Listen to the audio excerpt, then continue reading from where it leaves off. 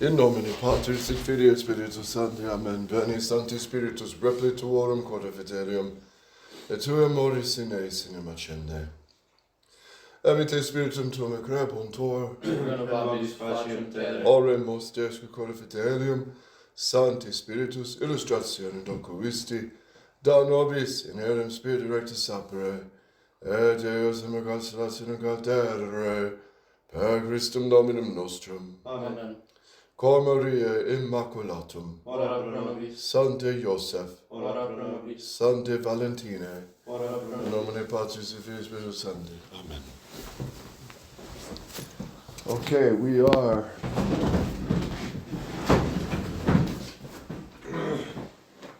February the 16th. And we pick up what we started, our apostolic mandate. Letter of the Holy Father Pope Pius X to the French archbishops and bishops on the Sillon, Sillon. And you will, in this wonderful encyclical, you see the Pius X is no friend of liberalism, no friend of the modern ideas in Freemasonry, that's for sure. So we read through the first paragraph. He talks about, especially when evil and error are presented in dynamic language, which concealing vague notions and ambiguous expressions with emotional and high-sounding words, is likely to set ablaze the hearts of men in the pursuit of ideals, which is nefarious, and promote the revolution. So all these buzzwords, and we swim in these buzzwords. We saw those, right? No, I'm not pro-life, I'm pro-choice, meaning I'm pro-murder. And all these synodality, which is just the overthrow of the Catholic Church from the bottom up, right? Synodality.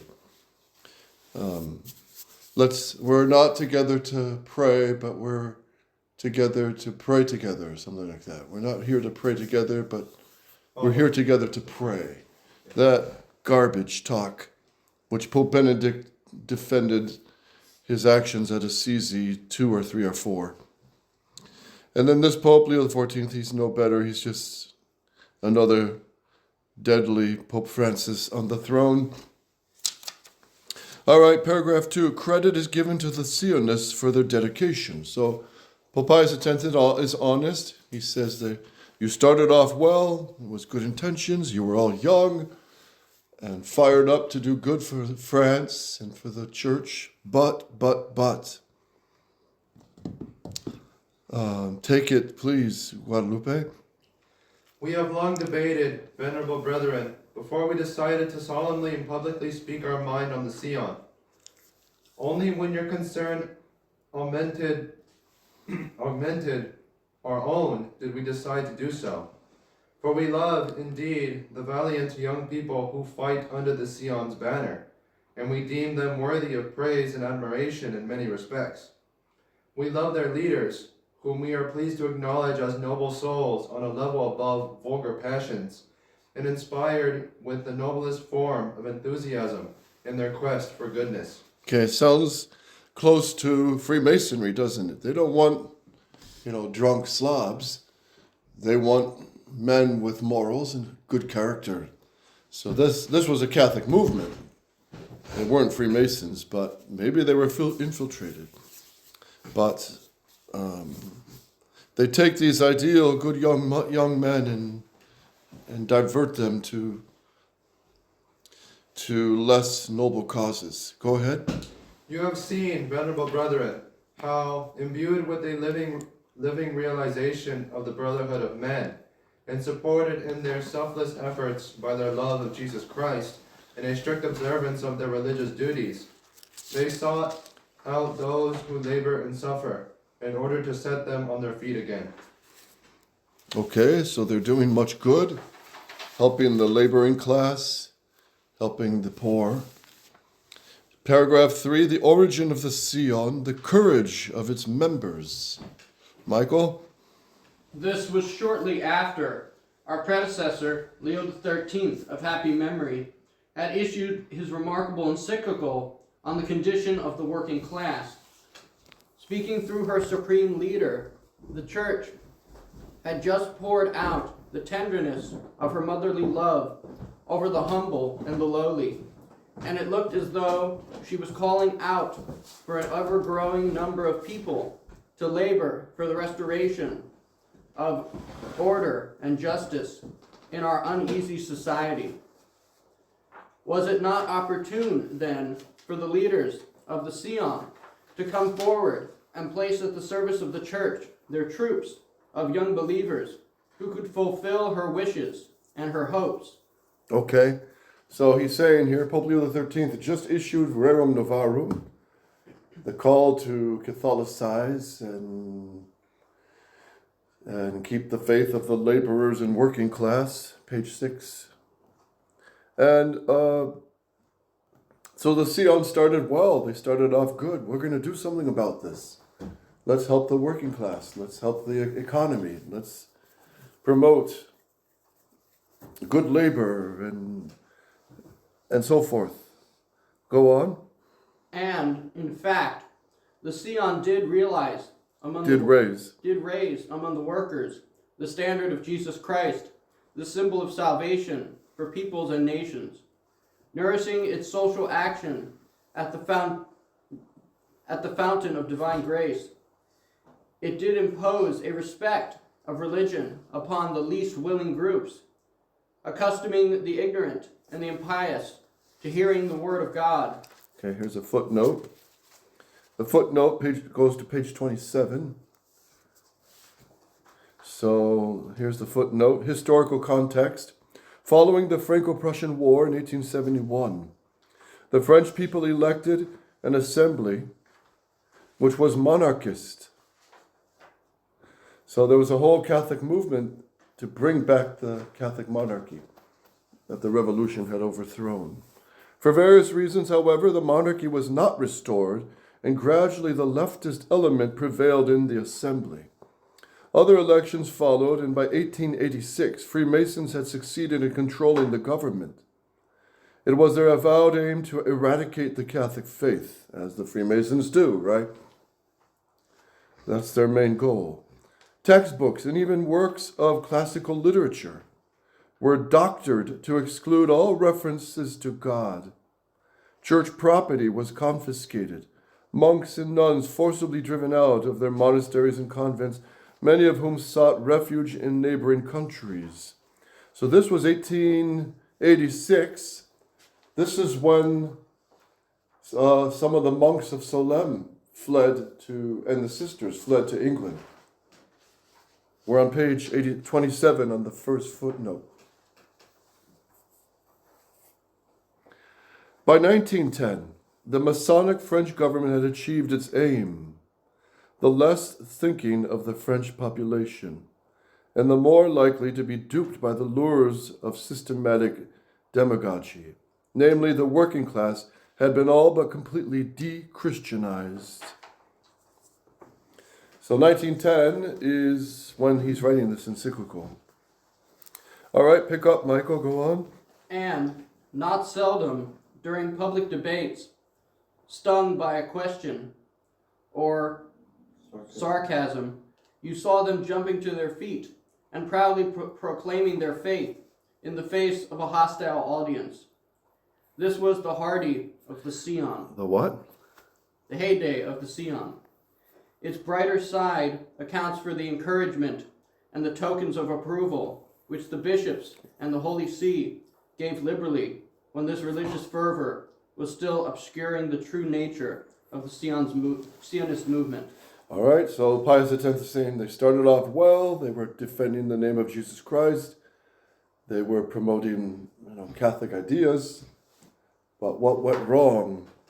Straying from the right path. Paragraph 4, Anthony, loud and clear. For it must be said, venerable brethren, that our expectations have been frustrated in large measure. The day came when perceptive observers could discern alarming trends within the Sillon. The Sillon was losing its way. Could it have been otherwise? Its leaders were young, full of enthusiasm and self-confidence, but they were not adequately equipped with historical knowledge, sound philosophy, and solid theology to tackle without danger the difficult social problems in which their work and their inclinations were involving them. They were not sufficiently equipped to be on their guard against the penetration of liberal and Protestant concepts on doctrine and obedience. Wow. And, we could parallel this movement of the Sillon to what happened with our beloved SSPX. Very similar. Young, enthusiastic priests, young, enthusiastic bishops, but not even close to the experience and grounded theology of Archbishop Lefebvre, an old captain in the army of the church, who set up the SSPX as a survival camp to continue the faith and the sacraments, take care of souls. But when he died, the Archbishop wrestled with these modernists in Rome. He could see through their deceptive maneuvers, but not the young bishops and priests of the SSPX. They were too, maybe on their good side, too naive, everybody means well, Rome means well, we can work this out, we can work out an agreement. After all, Pope Benedict, who Archbishop Lefebvre called a serpent, slimy serpent, a shady character. After all, he's the Pope now, and he's making, he's extending his hand to shake hands with us, the SSPX. So he's talking about recognition, personal prelature. Hey, maybe we can work something out. But the old Archbishop Lefebvre was much wiser. He could see through the deception of the liberals and the Masons. And he said, Rome is infested with Freemasons. And then Cardinal Vigano comes out and saying it's not only infested with Freemasons, it's infested with a bunch of lavender mafia. And he exposed the names. And they want to kill him. That's why they want to kill him, Bishop Vigano. So this is very similar to what happened to our dear SSPX. They fell for the ideals. Let's have these meetings in France called the Grec. You've heard of that, right? Yes, The Grec, the meeting of the minds to discuss relations with Rome. And its whole purpose was to get the SSPX to just tone it down, stop condemning Vatican II, stop condemning the new Mass, stop making such a ruckus about the Pope scandals. Cool down a bit. We're in the new age of Vatican II, so cool it down a bit. And that's what happened. And then I call it the official agreement in 2012, April 15th. That really was the agreement with Rome. It was signed by Bishop Fillet. You can say all you want about, he didn't mean it. Well, he never retracted it. He never condemned it. And you're dealing with principles of the faith in that document. So these young Zionists, by young he probably means, under 50.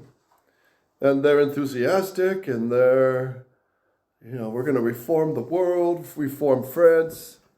All good ideals, but they didn't know the cunning ways of the enemy. But the Archbishop did. He did.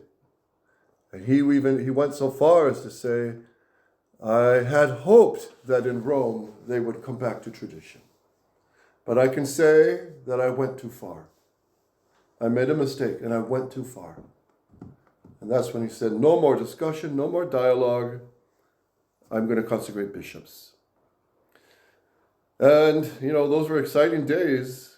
It was a huge electric current of enthusiasm through the whole world, the resurgence of tradition continuing. And we had hoped the bishops would hold that line, but Bishop Williamson held the longest, I would say, him and Tissier, they held the longest, but even they crumbled. What a lesson for all of us, huh? Even the old towering pillars crumbled. Even Archbishop Sheen, a towering pillar, a great gift for the United States. But even he crumbled with Vatican II. I don't think he ever lost the faith. I'm sure he saved his soul because he had the faith in his blood. But he could see Vatican II was good. He tried to see the good things and getting the laity involved with the new Mass. He fell for it. He fell for the deception. And it's glittery, right? It's glittery, you know. The old Mass faces the people, it's cold, it's distant. People are in the pews, they're not really following the Mass. The youth are just looking up at the pillars. And let's get something more engaged, facing the people. Let's get assembly involvement, right? So it all sounded good. And things always evolve, right, for the better. It sounded good, but it was a deception. All right. Paragraph 5, ignoring advice and admonition calls for censure. Here's the footnote on the bottom here. I guess that was also number 1. All notes and commentaries which have been added to elaborate on the points made by St. Pius X, especially as regards development in the world and in the Church since 1910, will be found in the appendix beginning on page 27. However, some readers may find it irritating to refer repeatedly to these notes. Let me emphasize then that they form no part of the encyclical and can be disregarded. If not disregarded, the best way may be to read them after the encyclical, referring back to the paragraphs to which they are related. Okay, little side note. All right, go on, Guadalupe. They were given no small measure of advice. Admonition came after the advice, but to our sorrow, both advice and reproaches ran off the sheath of their elusive souls, and were of no avail. In other words, they didn't listen. And who tried to warn them? He doesn't say. The bishops. He doesn't say, but certainly Pius X had his finger on the pulse and advised the bishop, you know, why don't you check in on these Sionists? They're young, it's a good movement, but I hear some things that they're going off track. So find out what's going on. And same with the SSPX. Even outsiders of the SSPX, cardinals in Rome, bishops, warned Bishop Fillet, don't do anything. Don't set up any agreements. Don't do anything because Rome will trick you. They're out to slaughter you and slit your throats. But Bishop Fillet was, oh no, it's not a trap. Pope Francis means well. He said that, it's not a trap. And Pope Benedict wants to work something out with us. So I'm fully determined. He wrote on June 13th, 2013, I am fully determined to work something out, basically. And he still is. And when I say Bishop Fillet all the time, people say, well, he's not the Superior General, so why do you refer to him? Well, when Father Pagliariani was elected Superior General, they put in 2 unheard of new positions above the Superior General, called advisors or counselors. So who are the 2? Bishop Fillet and Father Schmidberger, the ringleaders of the revolution in the SSPX. So, so they didn't listen. So when Bishop Fillet went more and more towards this direction with modernist Rome, the 3 bishops of the society, Bishop Williamson, Tissier, and Gallaretta, wrote a letter, it's worth rereading, warning him, don't go in this direction. It's a Pandora's box. Don't do it. Don't do this. It's going to confuse the faithful. It's going to mean a loss of faith. It's going to cause a split, which all of it did. So he was heavily admonished. And then his response was terrible. And then Bishop Tissier, I know, he wrote many letters. He told us, I wrote many letters to Bishop Fillet. Father de Coqueret in France also, he's a good fighter. When all this erupted, he went to the monastery of the Cistercians in France. And now he has a long beard. But he did write a great refutation in the monastery with some of the brothers there. So, and I have that document. It's very powerful. It'd be worth copying and studying, at least giving it to you so you can study and meditate it on your own. Very good. And then many other priests, all the Catholic resistance. many old guard priests. Father Maramo down in South America, he wrote. Father Cordoso, and they were kicked out. Father Maramo was kicked out early, and we just thought, maybe he's a hot-headed Latin American priest, and I wasn't quite sure.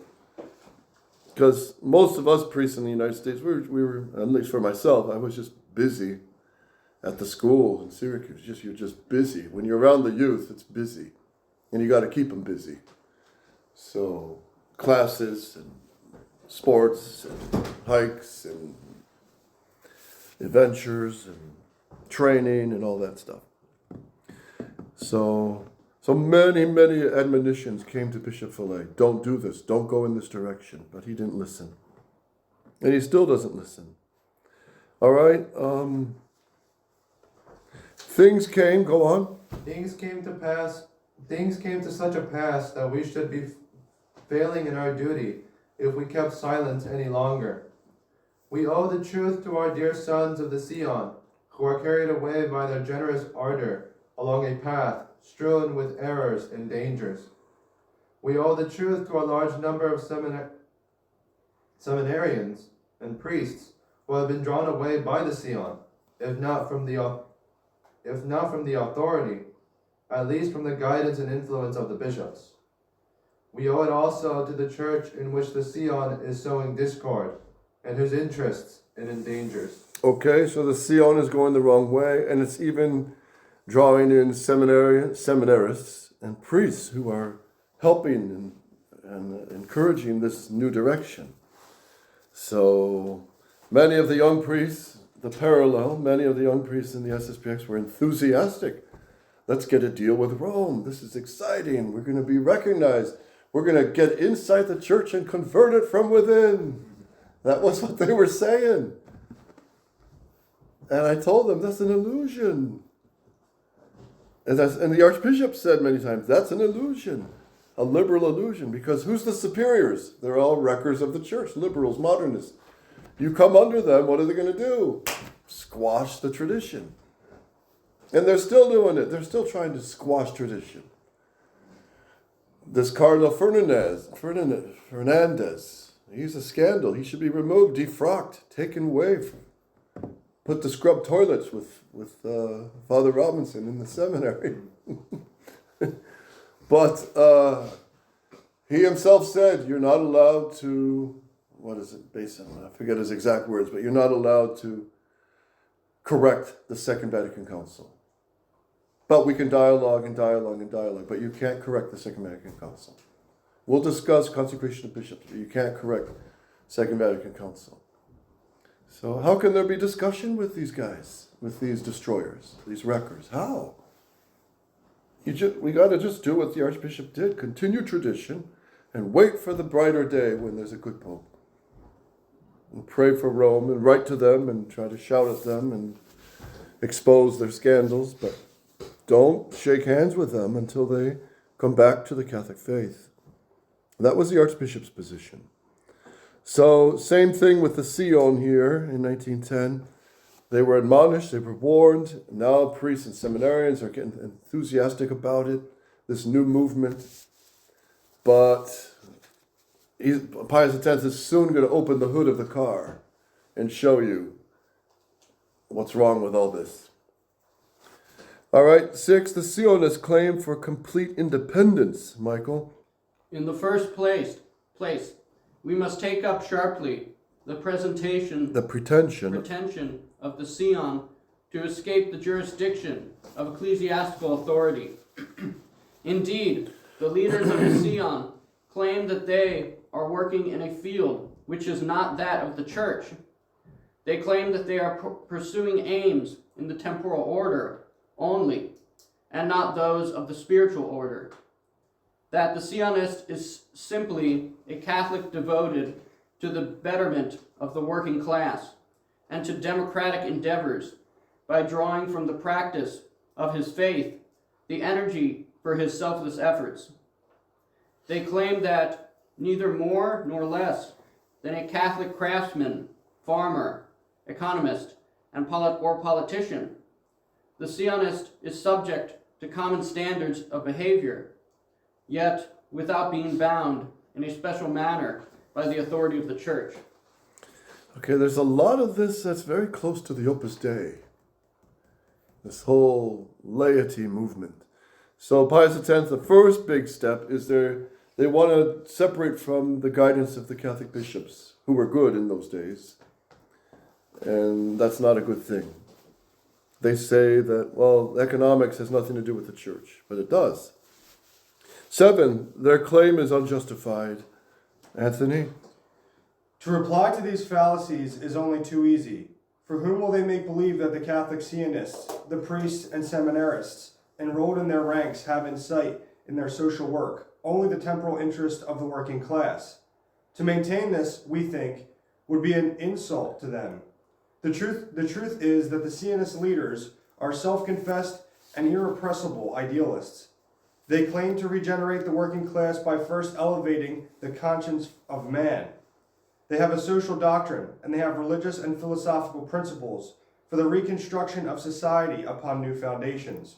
They have a particular conception of human dignity, freedom, justice, and brotherhood, and in an attempt to justify their social dreams, they put forward the gospel, but interpret it in their own way.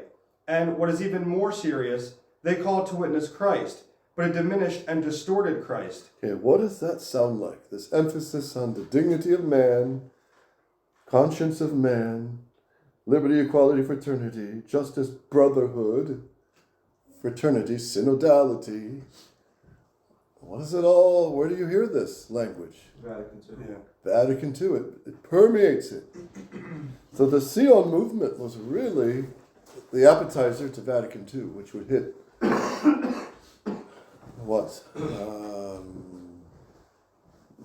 in the 1960s. This is 1910. So a distorted Christ, right? We need Christ as our brother, so you can receive him now in the hand. New Mass. We need a new Mass that fits modern democratic man. See, all this it's all there in the seeds. Further, they teach these ideas in their study groups and inculcate them upon their friends. And they also introduce them into their working procedures. Therefore, they are really professors of social, civic, and religious morals.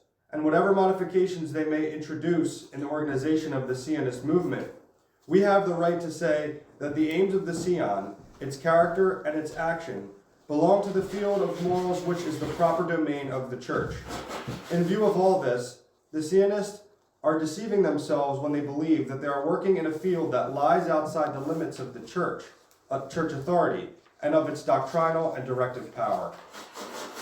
yes, so they're trying to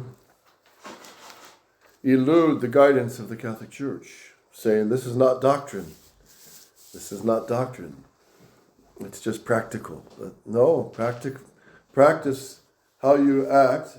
What you practice comes from how you think. So doctrine influences practice. 8, they teach positive errors. Ooh, now they're getting to real errors. What are they? Guadalupe? Even if their doctrines were free from errors, it would still be a very serious breach of Catholic discipline to decline obstinately the direction of those who have received from heaven the mission to guide individuals and communities along the straight path of truth and goodness. But, as we have already said, the evil lies far deeper. The Sillon, carried away by an ill-conceived love for the weak, has fallen into error. There it is. Carried away by ill-conceived love for the weak. So they love, but it's a misguided love. It's the love of the man who isn't married, and he sees his co-worker, she's a woman, and her husband is not nice to her, and their marriage is on the rocks, and they're fighting all the time. And she has an affection for him, and he starts realizing, oh, poor thing, I could help her, I could be a better husband. It's a false, misplaced love and affection, right? Totally misplaced. And he needs to say, look, you're married. work it out. Go see your priest. Pray to God. Pray to the Sacred Heart. But we can't start forming a relationship, right? But this is how it often starts. But I love her, and he loves me. Yeah, but you're married, and the law of God forbids adultery. Yeah, but I love her. It's in my heart, right? Many go off the tracks with this. Priests too. They get misguided by misloving, misemotions, which is easy to do in the modern world, which is very sentimental. Very sentimental.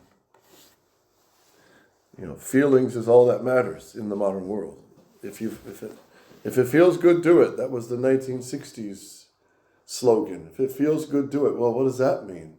That opens the door to anything, right? So, love and charity, he's going to talk about this later in the encyclical. Love and charity. What was the epistle of yesterday? Charity congaudet veritati. Charity rejoiceth with the truth. That's right. Charity on its own can be misled, but with the truth, it's true charity. Chesterton says this, G.K. Chesterton. It's not that the modern world doesn't love, but it loves excessively. It loves away from the truth. It's all love, love, love, but it's outside the truth, right? Like the Freemasons, they push this on the youth, right? Responsibility, hard work, cooperation, honesty, loyalty. These are all good things, right? But without Christ, they're meaningless. But that's what they do. They gut Christ out. They uphold a condemned democratic error. Go on. Indeed, the Sillon proposes to raise up and re-educate the working class. But in this respect, the principles of Catholic doctrine have been defined, and the history of Christian civilization bears witness to their beneficent fruitfulness. Beneficent fruitfulness. Our predecessor of happy memory reaffirmed them in masterly documents, and all Catholics dealing with social questions have the duty to study them and to keep them in mind.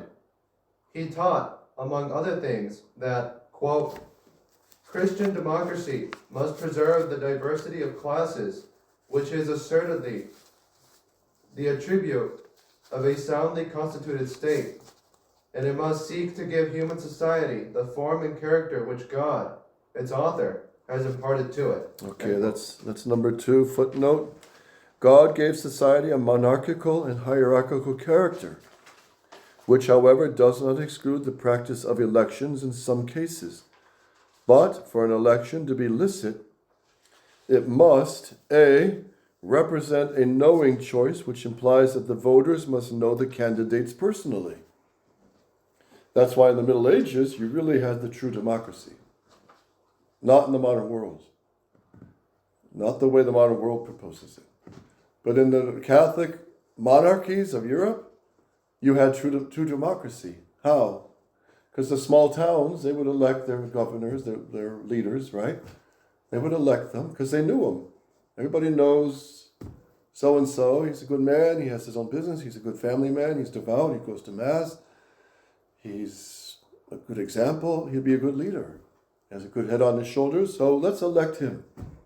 It's the Indian chief election. The Indians choose a chief because he's a warrior and he's a good fighter, but he's also wise and patient and prudent. So that's the true democracy. And this is the point this commentator is making here. A represents a knowing choice, so they know who they're voting for. In the national democracy, they don't know. They don't know Bush, and Reagan, and what's his name? JFK even. Dr. Frederick Williamson, he says JFK won the day because color TV just came out. And Nixon on TV was old gray and,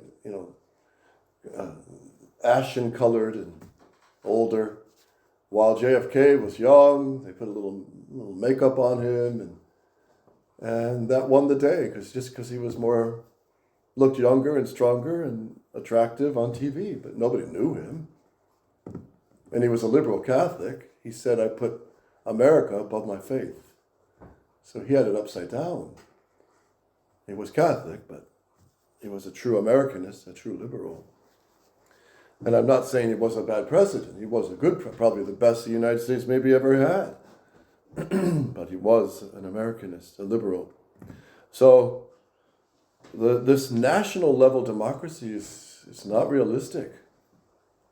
So who really has the influence on what people vote for in the national setting? The media. The media determine it.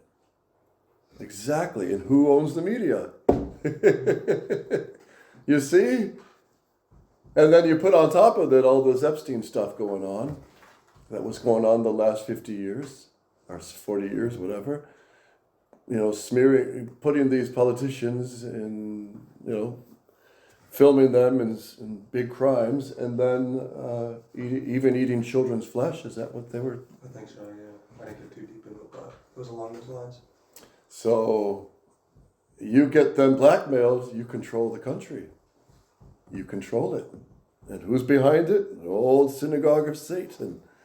They're wise old evil Annases and Caiaphases.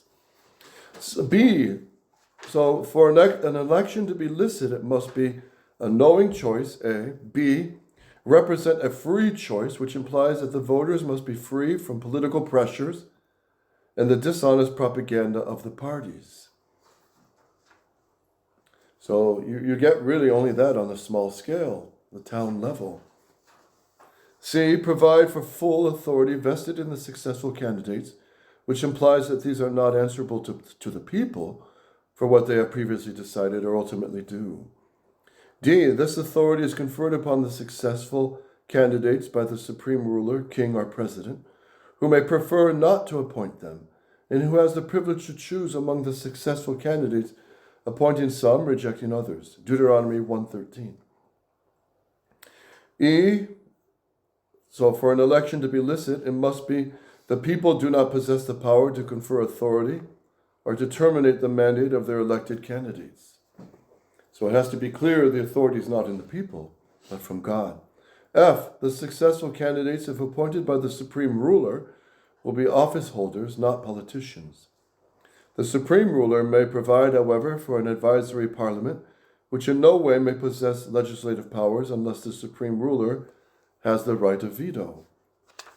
G. Voting may be regarded as a natural right, but not as a civic duty. Okay, so let's see. We'll pick up. Let me just finish this because we started a few minutes later. Voting may be regarded as a natural right, but not as a civic duty, let alone under legal compulsion. It is a limited right depending upon time and circumstances. It need not, in fact, should not be universal. Certain qualifications must be required from the voters. Certain qualifications also must be required from the candidates. Thus, understood as an institution within monarchical hierarchical structures, democratic practices are not against the law of God, neither is a republican form of government, so long as the president possesses effective powers and is elected for a long term, preferably for life. So Russia has that. Republics, however, tend to degenerate more rapidly than monarchies. Tradition handed down through a hereditary dynasty is no small guarantee of prudence, wisdom, and stability. Neither the Constitution of the USA, Republic, nor that of Australia, the monarchy, is conformable to the law of God. So that's a good point. So democracy, you have it in the monastery of St. Benedict. They can elect their prior, they can elect their abbot, once you have 12 vowed monks.